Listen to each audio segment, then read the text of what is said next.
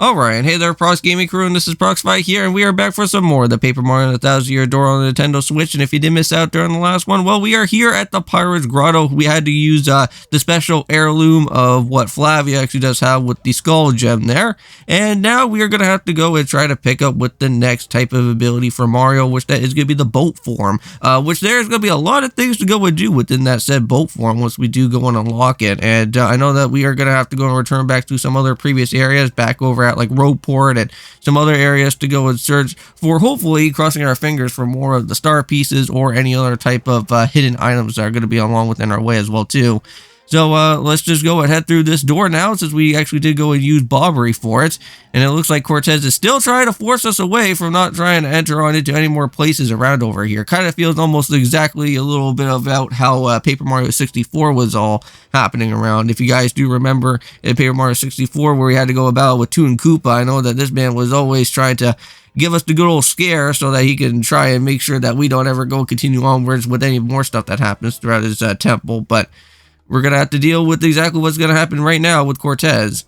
Now, if you guys do go and see, is that there is also going to be another Shiny Sprite. Yeah, in this whole area of Pirate's Grotto, there is a lot of, like, Shiny Sprites to go and search for. And I know that basically by the time that we're all said and done with this, we'll have a lot of Shiny Sprites, so that by the time that we get ourselves ready for the next type of upgrade type of part that's going to happen with most of our partners, we're going to be at least somewhat set for the last other type of chapters that are going to happen from here.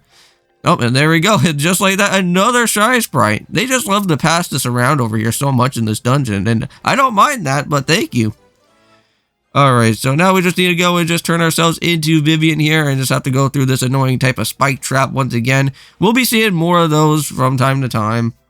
We will have to do that again when we go and have to... Wow, look at that. Even there we go. Another one of those. Now, unfortunately, we cannot go and grab out with this Shiny Sprite right away. We do need the double, or, well, the more super type of jump that's going to happen. We can't really go and do that since we don't have the last pair of boots yet for what we do need. But let's just go and head over here. And it looks like we got ourselves with a battle with more of these ghost lava bubbles. So let's just now just go and throw over here with Bobbery down this way. And we're getting ourselves more closer and closer to that actual said next treasure. Well, the next type of black chest that's going to be here soon. Now, just be careful around within this area. You will have to go and fight out with some of those blaster bills. There's like 2 of them. Now, mind you, since we already have like enough of like the FP and enough of the HP, we're totally fine with all of that. So we can just go and just keep on moving right on ahead. And there we go. And just like that, we got ourselves with another one of these levels. And we're going to have to go and now move up into the HP rank. So now instead of us being at 30, we're going to finally be at 35.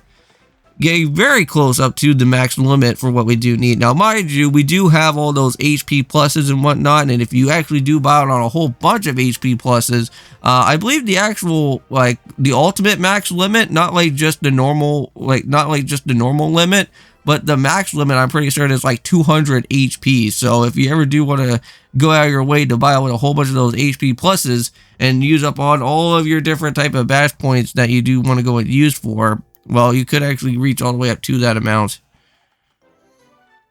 But that takes a lot of grinding. And from what I've seen is that, like, from what I've heard is that you have to, like, at least spend over, like, 1 million or something on amount of, like, coins just for all that to happen. But it's literally impossible. So probably just sticking at, like, around, somewhere around within the 50 margin is a little bit better than that.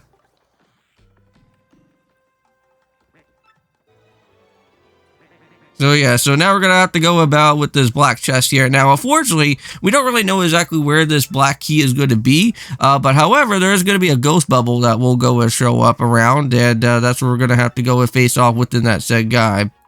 Just so that we can at least get the item that we do want to help out with this black chest. But to be honest with you, this actual chest seems a little bit different compared to all the other ones, because this guy actually seems like a pretty chill dude, and we already know what exactly how this curse is going to be like. So this guy's going to be like, really? You already know what my plans are already all this time? All right, well, you know what? You just go and just do this thing for me, and then we'll just go and just get this all done and over with, basically.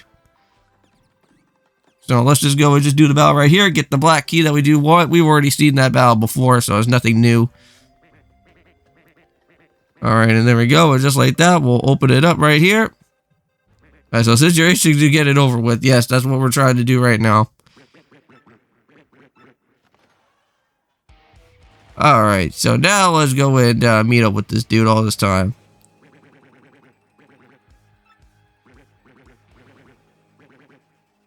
Now, this part's going to be a little bit weird with one of these cursed chests because, like, when he goes to set up for his lightning attack, he actually goes and says, like, oh man, sorry, did I hurt you a little bit? Yeah. So now, like, the cursed chest is going like, oh, maybe that was a little bit too much. But yeah, here we go. So these are the type of panels that we've been seeing so far for the boat form, which we never could have actually went out of our way to go and do. But now it's going to be that time where we can finally be able to go and use the boat form. And now we can go and swim around the actual waters in our time throughout most of the levels.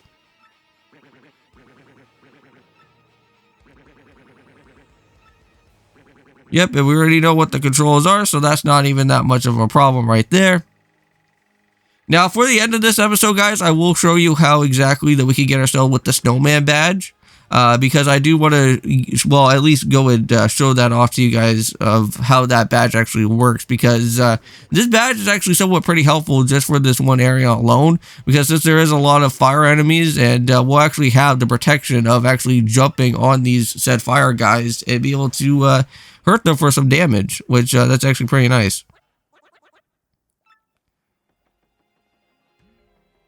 Alright, so here we are back over at the main part of the bridge here. And let's just kind of just fall into this type of particular part there. And there we go, got the ice power badge.